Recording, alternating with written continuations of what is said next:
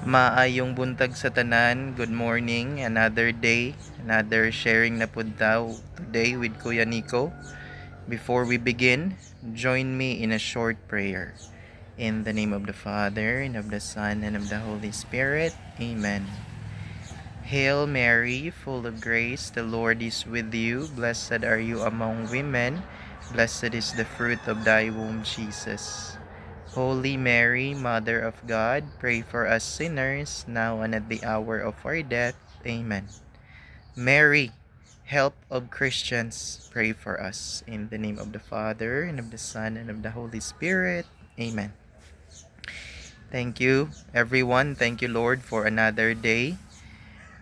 Short sharing ni Kuya Nico today will be about the human person, kita nga mga tao. Number one, the human person has two powers according to philosophy. Number one is the thinking power. The human person is a thinking being. We are a rational being. Okay? Number two, the human person is a willing being. We desire things. We desire feeling, emotion.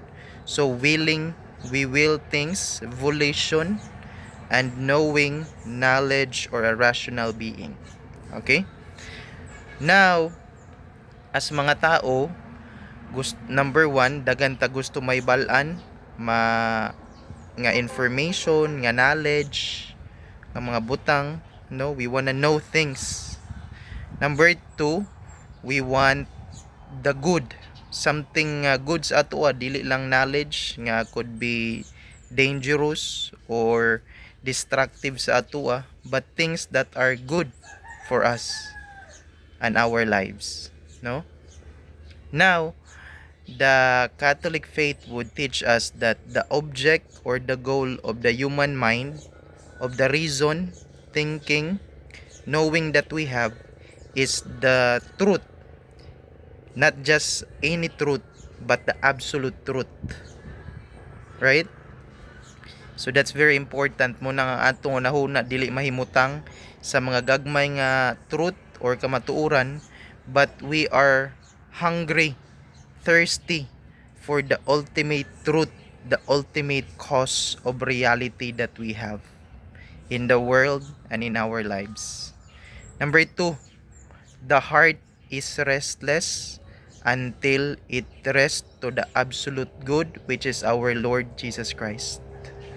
Therefore, the human person, according to the Catechism of the Catholic Church, has been made in the very image and likeness of our Lord.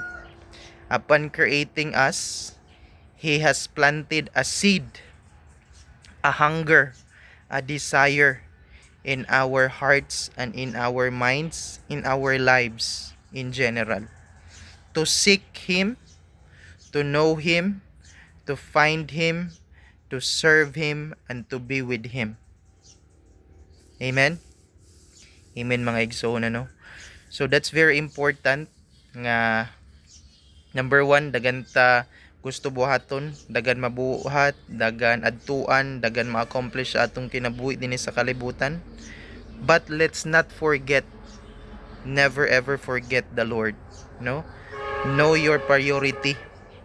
Let's seek the kingdom of God and His righteousness, and everything will be given unto us.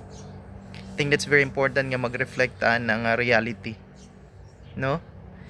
Nga yes, there are many good things in the world that we plan, we wanna achieve, we wanna get them, possess them, have them. But let's not forget the first commandment in the 10 commandments. Unsa maingon? I am the Lord your God. You shall have no other God other than me.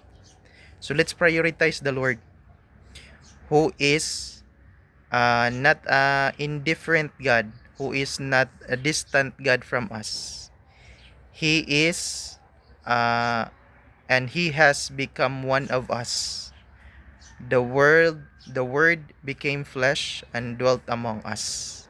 So let's not forget that, no?